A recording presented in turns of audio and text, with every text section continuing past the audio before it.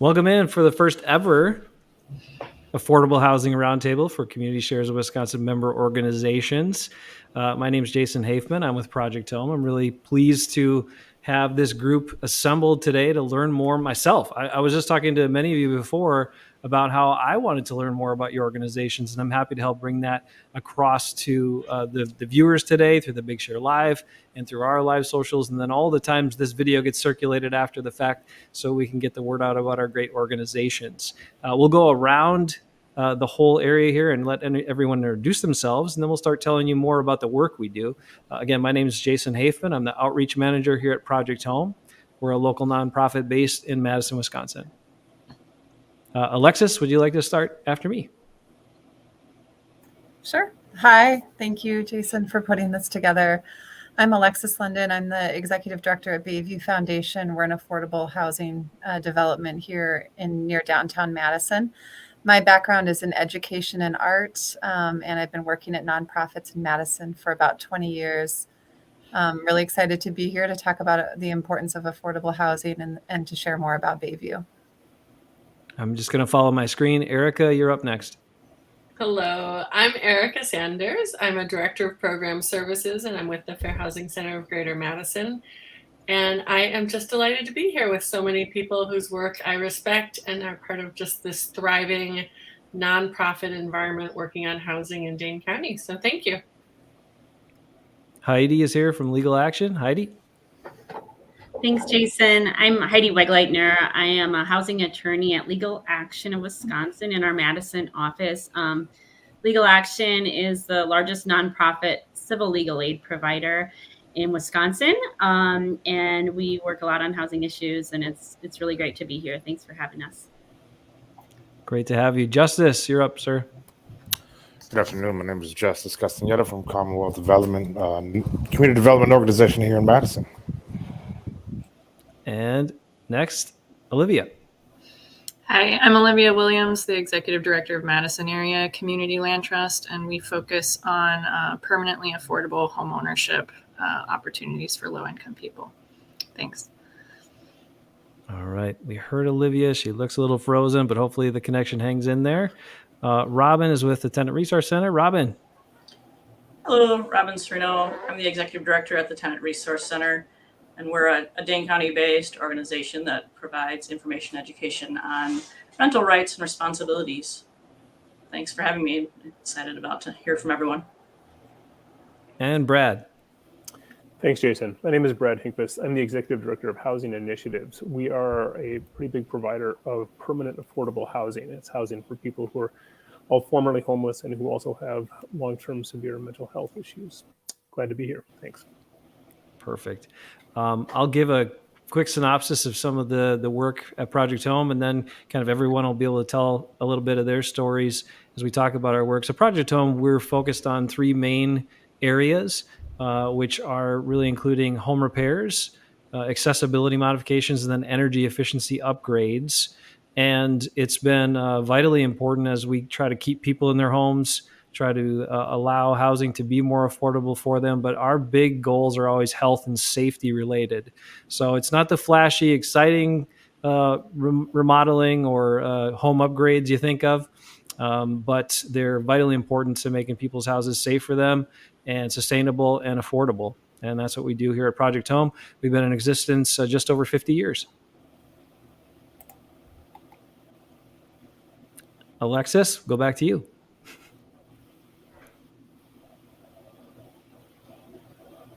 Sorry, muted there. Bayview's been around for about 50 years too. We're celebrating our 50th anniversary this year. And Bayview provides affordable housing. We have a Section 8 contract. We currently have 102 affordable units on our property, which is located at the corner of West Wash and Regent Street. We primarily house families, but we currently don't have any one-bedroom units, but that will change. We're in the process of a massive redevelopment of our site. And over the next 3 years, all of the current housing will come down and new housing will come up, as well as a brand new community center. So part of what makes Bayview so successful is there's a service facility located in the heart of the development. So all of the apartments surround the community center and the residents who live here. There are about 300 residents who live at Bayview. They are within steps from various social services like free after school, free language access programs, financial literacy programs, food pantry access, healthcare support, navigation. So lots of different services that Bayview offers. And that model will continue with the redevelopment. And the community center will be twice the size of the current one. So I think we'll be able to provide more services to more people, house more people. So we're really excited about the future of Bayview. So thank you. Yeah, I was looking at your website. It sounds like an exciting time right now. So that's fantastic. Erika, in Fair Housing, what's happening with Fair Housing? Sure. So the Fair Housing Center is a civil rights enforcement agency. So we enforce all the laws that prohibit housing discrimination when someone's trying to rent a home or is in tenancy, trying to get a home loan or homeowner's insurance, even appraisal or things of that nature. Our mission is really straightforward. We work to combat illegal housing discrimination and to help create and maintain racially and economically integrated living situations. It's our position at the Fair Housing Center that it's illegal housing discrimination that's one of the major drivers of the way we're segregated in this day and age. We take complaints from people who feel like they've experienced discrimination based on a factor like race or disability or because they have children. In many cases, we investigate those allegations on behalf of our clients to gather evidence that they can use when seeking out a legal remedy. And that can be the next step we help with. We help people file complaints with government agencies, like here in Madison, the Department of Civil Rights, at the state, the Wisconsin Civil Rights Division, and so forth. We can also refer people to attorneys if they wish to file lawsuits in state or federal court. We do a ton of education and outreach to both housing consumers and housing providers alike.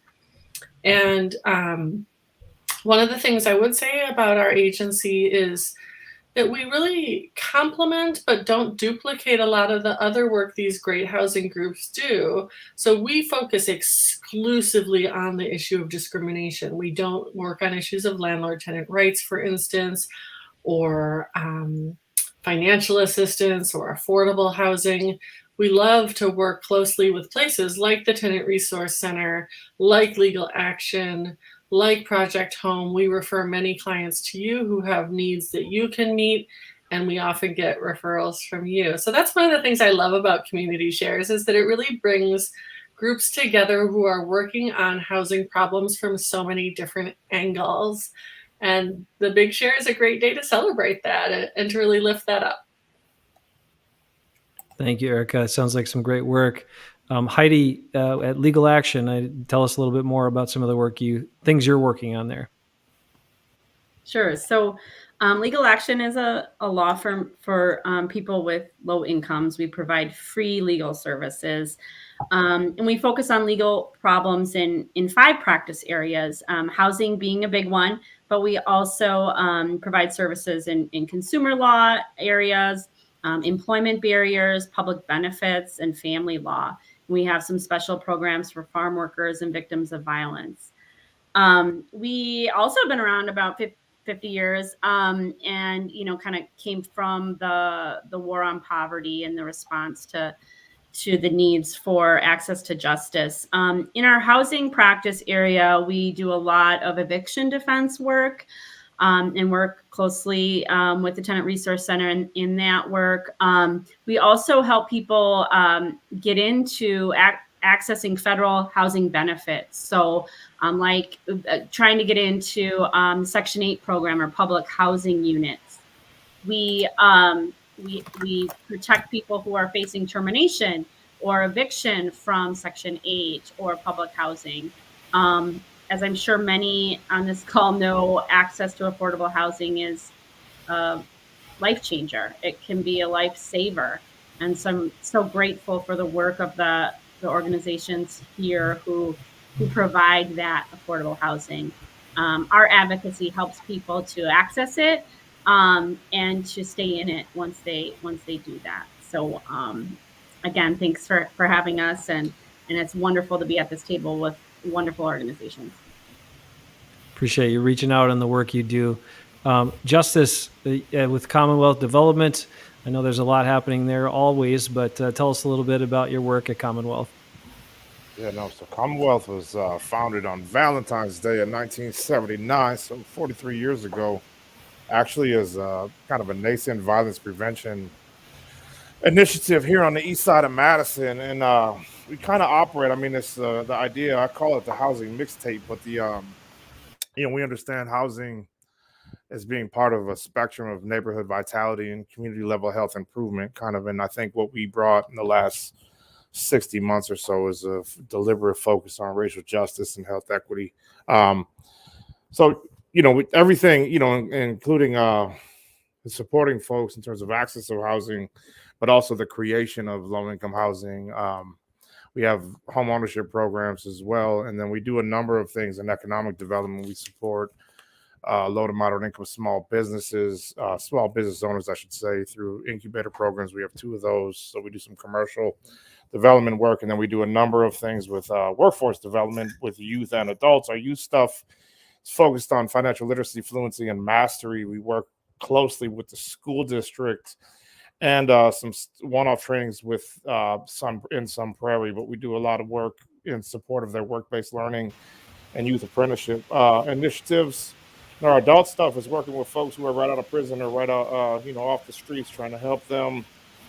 It's not just about getting them employment, but really addressing or thinking about all of the things that are necessary for someone to retain employment. And again, we kind of have retained that focus on violence prevention and really thinking about that in terms of upstream approaches to violence prevention.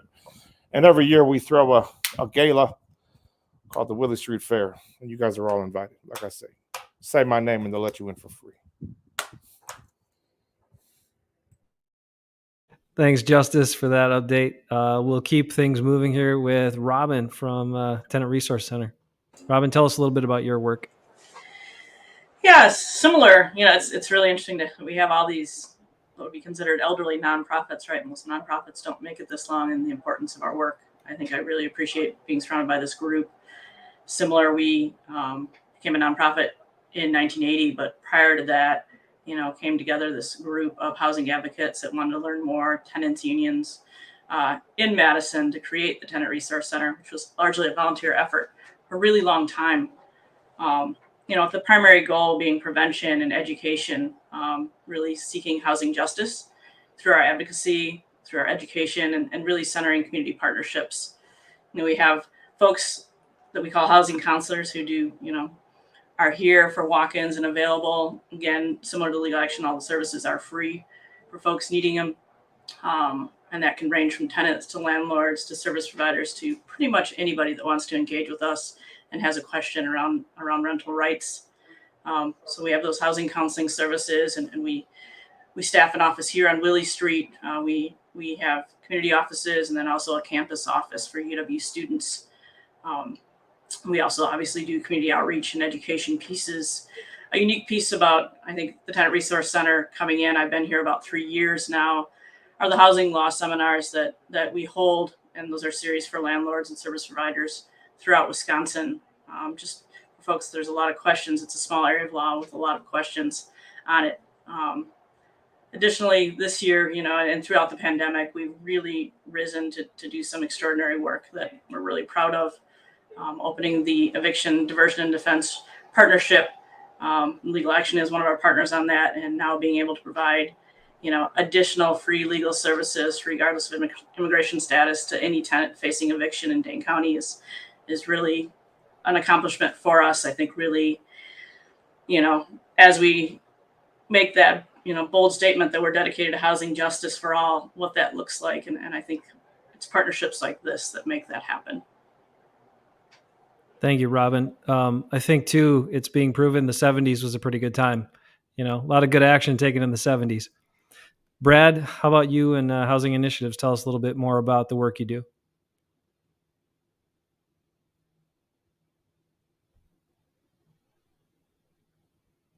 Your mic is muted, Brad. Sorry. I thought I'd clicked on that. Thanks. There we go. Yeah, no, it's great to be here with some other organizations that we regularly kind of brush elbows with and are very sympathetic to in lots of ways.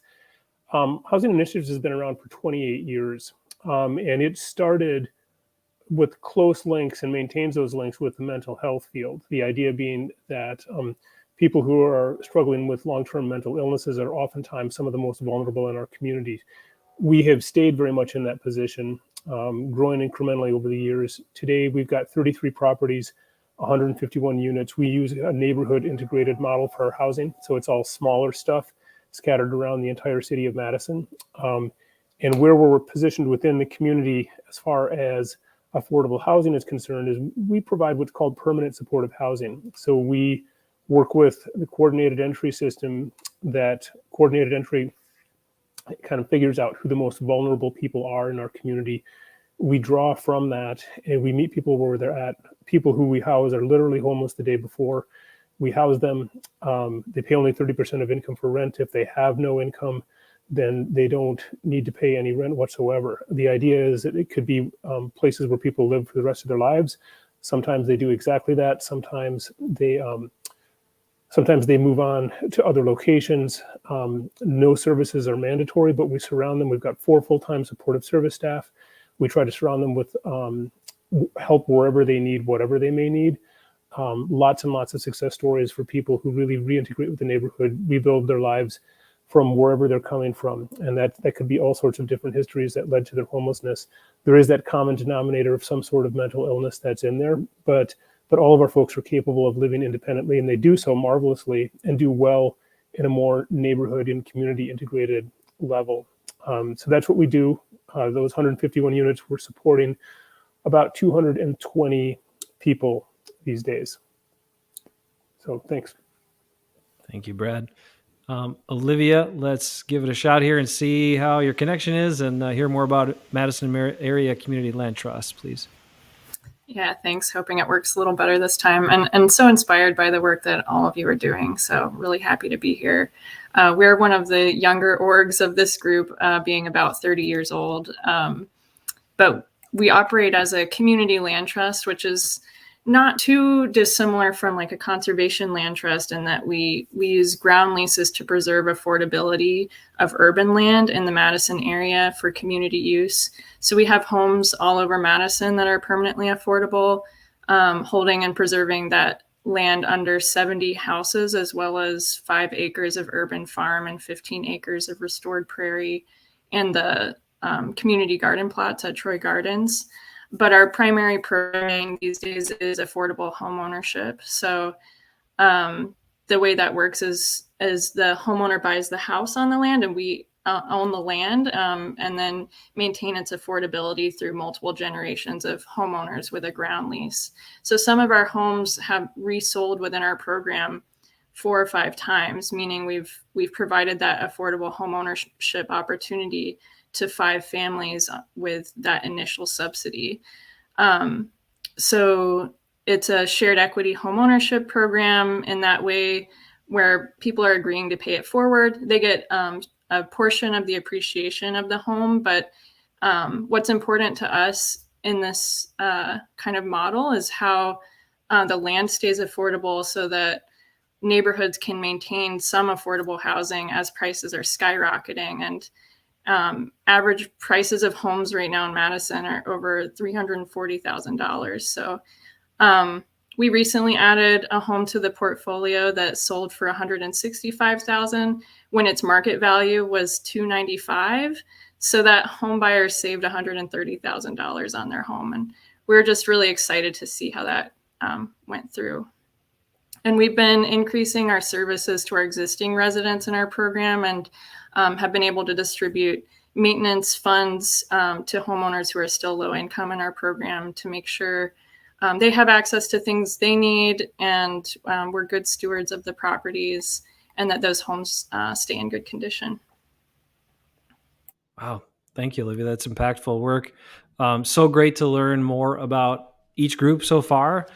I do want to kind of keep things moving around. There's some really important issues, of course, that we could delve into a little further, but I want to pick up the pace just a touch on this next one. And I want to go around and hear from each of you one of your biggest issues or challenges right now for your organization. So one of the biggest issues you're working on, or one of the biggest challenges right now that you're trying to address. Alexis, let's start with you. So many challenges. The pandemic really just kind of highlighted lots of different issues for so many people living in our community who are living in poverty or who are housing insecure. In Bayview, though, we're subsidized at 30%. People are subsidized at 30% of their income. They were still hit hard. About 30% of our residents lost their employment or lost wages during the pandemic. Bayview provided virtual school support, and we saw initially only about 15% of the children who live here attending regular school. As soon as we started to provide support in our building in the community center, we saw that number jump to 85%.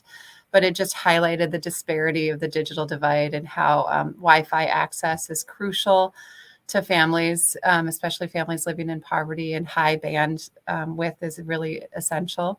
Food access was another huge issue that came up during the pandemic. We're still seeing the impact of people losing their jobs or losing wages. And so we have developed a really robust food access program here at the community center that serves Bayview residents as well as other residents on the Triangle. All of those things are informing like what we're doing with the new community center and the spaces that we're developing. We're putting in a campus-wide Wi-Fi network, a high-speed Wi-Fi network. The Wi-Fi will be free to residents, and it will be at 50 upload-download speed, so relatively fast. People will have the option of increasing that to 100. That was a ton of work just to get the resources to do that, to find the right partners to do that. But that was just a lesson learned from the pandemic that we feel is really crucial. So those are just some of the issues that we're dealing with. We're also dealing with rising construction costs. Bayview's undertaking a $52 million redevelopment project right now. And every day I'm seeing price increases on windows, on roof, on siding materials.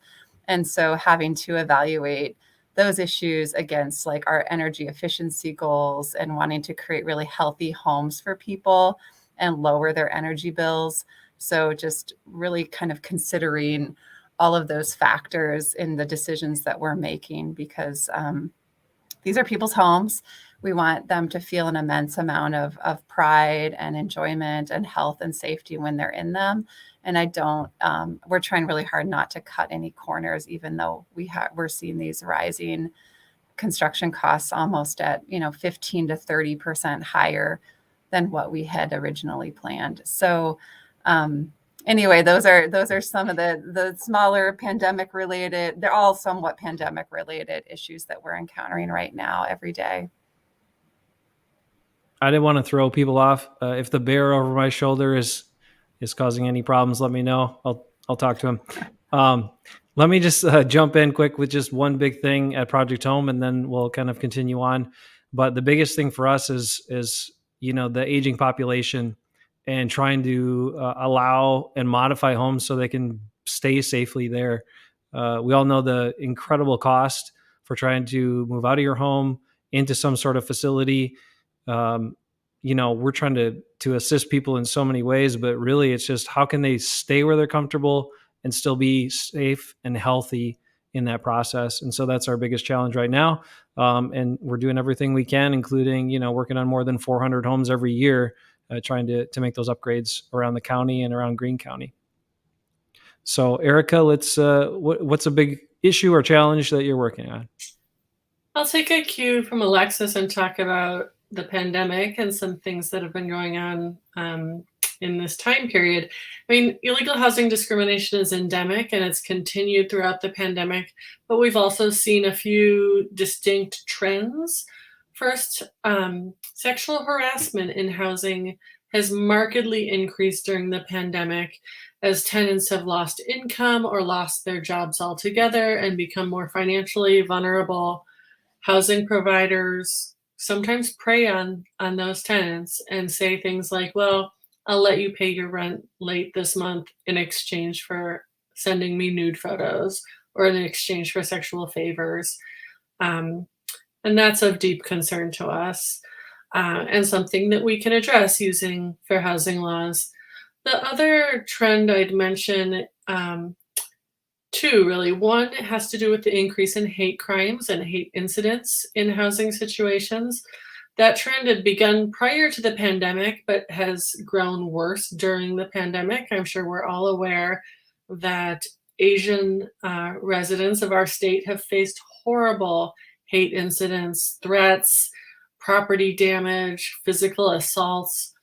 And according to the FBI, the single most common place hate incidents take place is at or near someone's place of residence, right? The very place we should feel most safe, most secure. But we can take fair housing complaints that involve those sorts of incidents and help people protect their rights in that way. And then finally, as we've all seen this sort of crescendo of an eviction crisis spread across the country, some of those evictions are discriminatory in and of themselves. Sometimes those evictions are happening based on someone's race or national origin, and housing providers are taking advantage of this really uncertain time we're in to evict some tenants but not others based on legally protected characteristics. So those are all things that we're working to address during this strange time we've been in. Heidi, at Legal Action, what's one of the biggest challenges right now, or one of the biggest common issues you're seeing? Yeah, well, just kind of following up on what Erika mentioned, the harm that lasts from just the filing of an eviction case against someone really can result in them being denied housing indefinitely. And so in Wisconsin, in most private rental housing, you don't have a right to be renewed, and you don't have any additional bar that a landlord needs to meet to end a tenancy. Of course, it can't be illegal discrimination, but it can be challenging for folks to be able to prove that or enforce those rights to not be discriminated against. So it's really good that the Fair Housing Center exists. But we are helping people eliminate those eviction record barriers to getting future housing. So, just because an eviction is filed against someone, it can be filed for all sorts of different reasons. And of course, even with some eviction moratoriums that occurred during the pandemic, many evictions have been filed. Thousands of evictions have been filed. By and large, the eviction moratoriums did not stop the filings. And so once that's filed, it's out there for all future landlords to see. And it results in people getting applications rejected. So you might have somebody who, receives a notice of non-renewal from their landlord, and the landlord doesn't, have to tell them necessarily why they're non-renewing them, or they won't tell them why. And here, even though they haven't done anything wrong, they're trying to find housing now with a new landlord. They can't get out. It might be dangerous for them. They may not have any other option. And an eviction gets filed. And then it makes it impossible for them to move because, that future landlord is going to see their name on that record. So when we are helping folks, defend evictions, but we're also helping folks remove their name from that court record so that they can actually have a decent shot at getting housing in the future. Unfortunately, right now, state law prevents, a county or a state from trying to protect people from discrimination based on court records.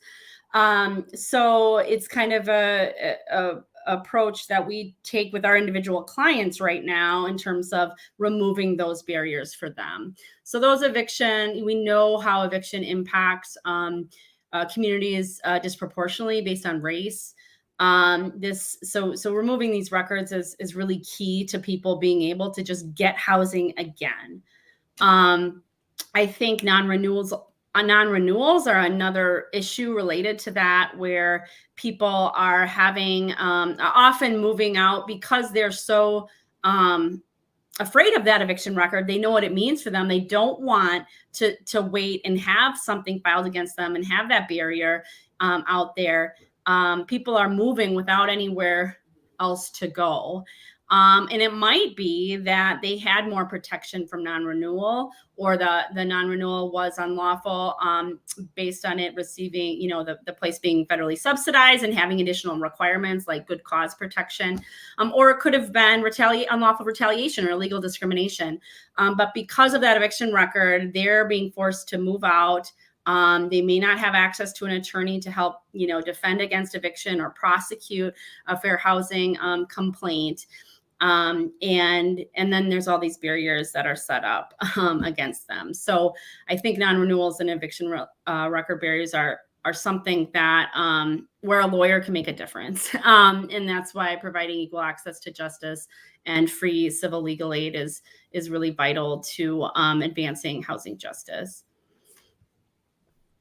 Justice, what about you? What's a big issue or challenge right now?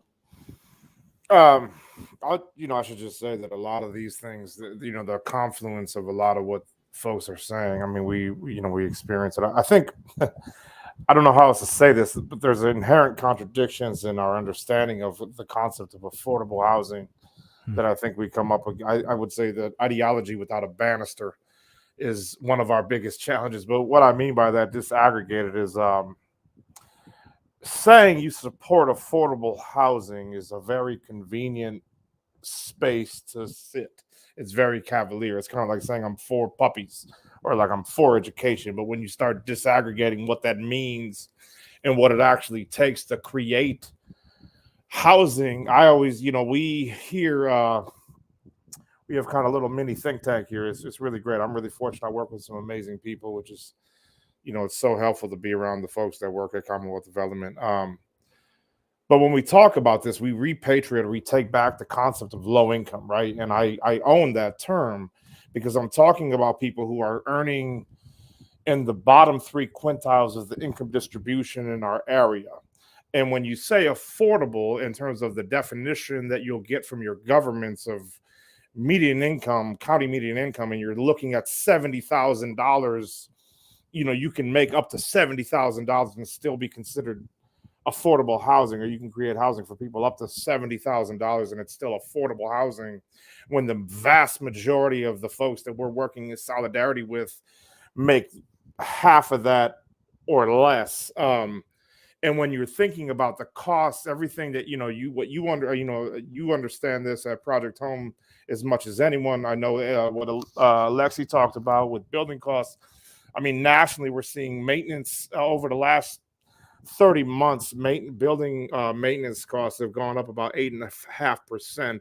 Real wages have not kept pace, right? So, I can't raise the rent of all of our residents 8.5% to keep up with the costs. And so you put all that together, and there's a number of things where everything folks are saying. I think not going into the units for a year, the folks that are in this world and understand the idea of rehab and maintenance understand that what was once a loose knob becomes an entire set of cabinetry that needs to be replaced. And if I had to think about a moderating factor that can define wear and tear on a unit, it's people being in it, turns out.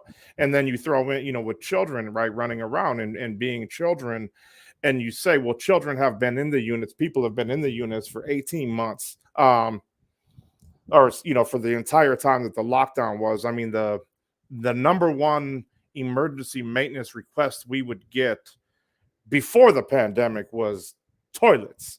Now, that was never the sexiest part of the job before the pandemic. It's less sexy during the middle of a global pandemic. So, you're kind of working with all this. So I would just say that there's a lot of things in terms of what it takes to actually create, maintain, and sustain actual low-income housing for human beings. versus a lot of the rhetoric around it. There was a really great article, suggesting that there were neighborhood associations that really wanted affordable housing. I would go back to those neighborhood associations and say, well, when it comes down to conversations about zoning and height, how do you feel?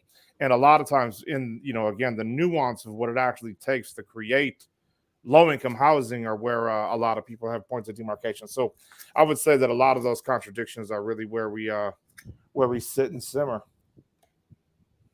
You make a great point, and I will follow up with just quick saying that we've noticed that too at Project Home. We have programs that are for low to moderate income residents, and that's the terms, right? So up to 80% of the county median income, but about 70% of the people that we're assisting through a number of these programs are actually at 50% or below, and a very high percentage at 30% or below of the county median. So these are, they put that marker up at the 80%, and that's fine, but the majority of the people that are getting the assistance really, really need it, and it is vital that they do that.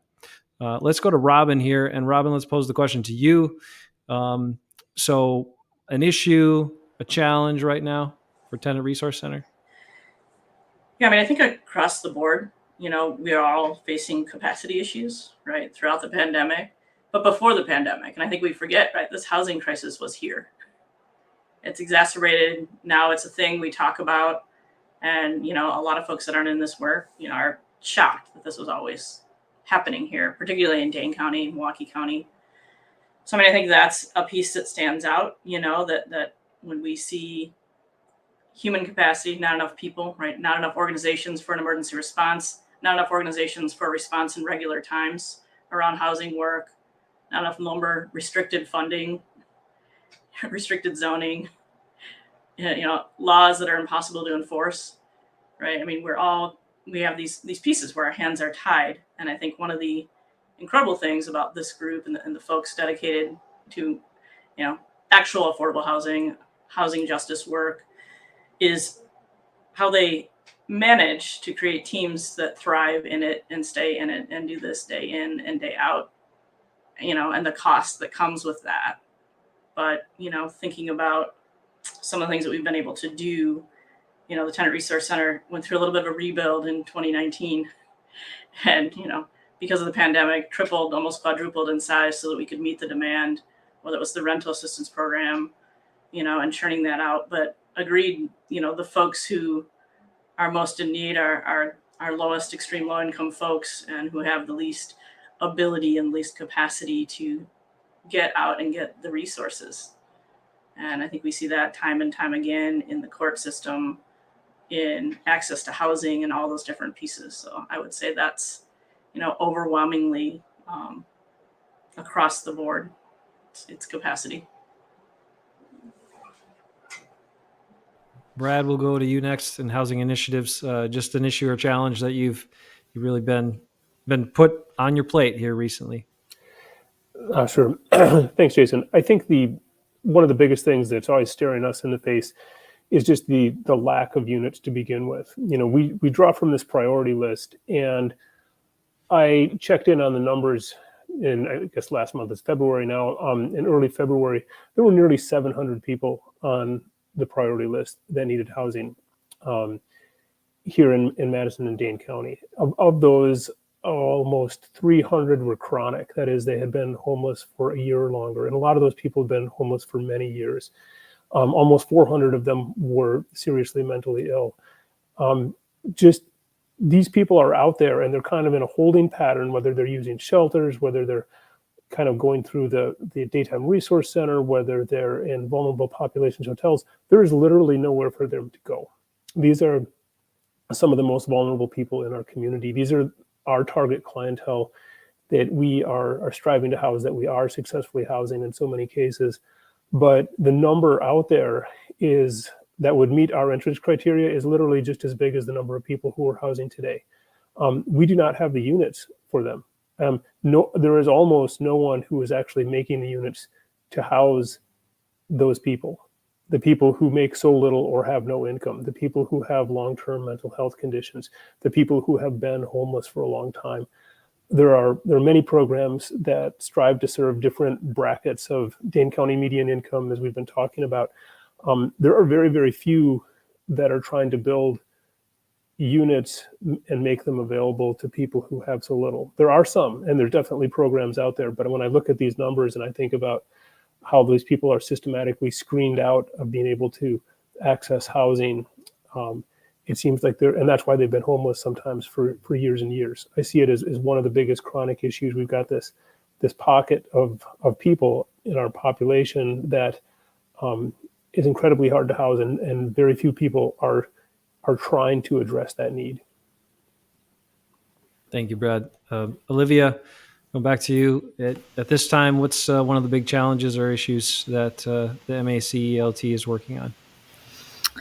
I would echo a lot of what everyone has said. We definitely have capacity challenges, that our waiting list is long as well. And those income limits, we're always trying to reach the lowest income, but then subsidy is tied to reaching a higher income. And so we would love for the prices to be even lower, but that gets hard sometimes. And the sort of structural scary issue right now is the runaway housing market, the prices just going up so fast and the market being so hard to get into. That's putting more people in need and adding to our waiting list. And it's also making it harder for us to even add homes to the program because we have to compete with, this market where, you're supposed to buy it, things are on the market for like a day listed, and it becomes really hard. And then it brings up this question just in public discourse about why are we doing what we do and what are the benefits of home ownership and affordable home ownership and permanently affordable home ownership, which can limit what someone can get when they're selling their house, right? And their profit from the house, if you will, but it keeps it permanently affordable to help more people. There's this kind of discursive challenge we're always working through. And the thing is, on the conventional market, when a home's value goes up so fast as it has recently, that might help that one homeowner and maybe their neighbors if their neighbors' home prices are going up. But those real estate values going up so fast actually hurts the most marginalized people the most. Hurts renters whose rents start going up. It hurts the workers who can't afford a mortgage.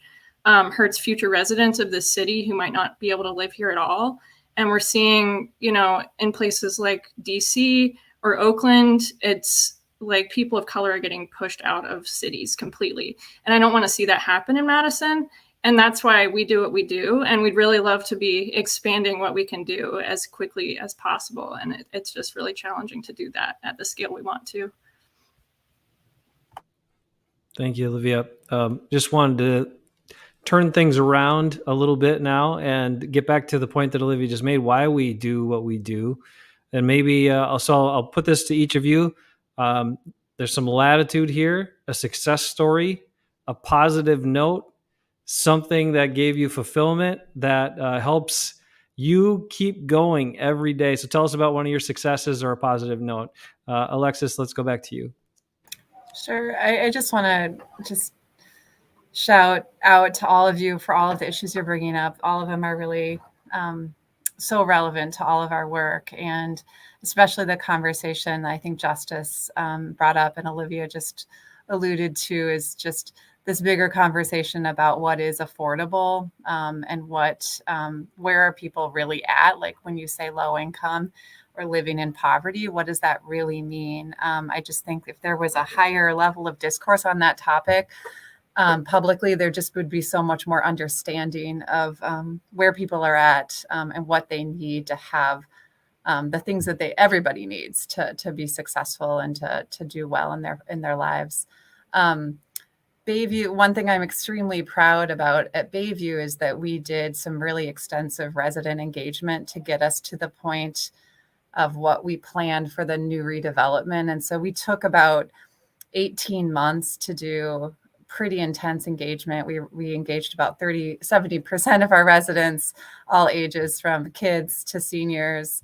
We spent 5 to 6 hours talking about just basements. I mean, that's the level of engagement we did because in Hmong culture, the basements are extremely important and we have a high percentage of Hmong residents who live at Bayview. And those basements were used as cultural sites, as celebratory sites, as storage facilities. So losing them, which we have to do in the redevelopment because of cost and because of our water levels based on where we're located, we just needed to provide information to share with the residents why we can't do basements, but then also to understand what is the cultural significance of the basements. And once we had that information, how do we respond to it? And so with the resident engagement, it was always kind of not just like gathering information so that we knew what we needed to do, but gathering information so that we knew how best to respond in the planning, and then to share back with residents like, okay, you said this, we did this, did we get it right? And so we went through this really iterative process with the site planning and the architecture, the placement of the gardens, the placement of the buildings, the density, all of those issues. And we went through that iterative process multiple times to just make sure we are doing the best that we can. We can't necessarily get everything right, but at least we know exactly where we're at with what we're getting right, what we're getting close, and where we're off, and how do we respond to that. And so I think resident voice and agency in planning is something that I'm extremely committed to and would like to see the city move toward a model of community development, of housing development that relies heavily on the voices of the people who are going to be most impacted by those decisions, and that they're truly centered in the process in a meaningful, thoughtful way, and running as much as we can get to them running the processes. And then the architects and the designers and the developers kind of taking a step back and learning and just listening, just like truly listening.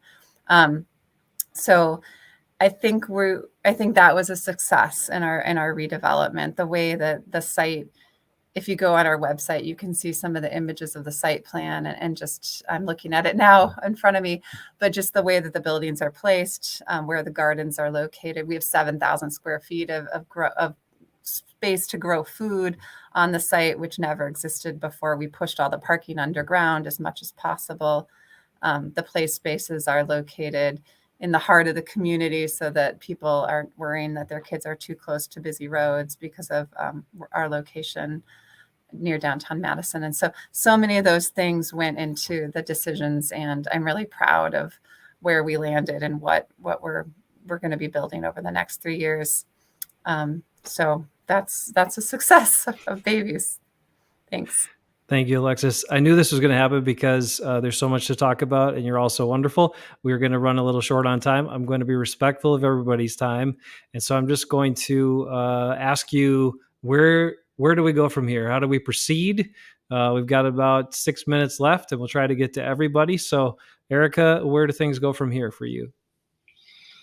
Wow. I think I would say, in the context of this big share day, where we go is just a consistent push to ensure that our community's values are aligned with our actions and where we put our money. And that's the best thing about the big share, right? It gives all of us an opportunity to donate to places that put our values into action.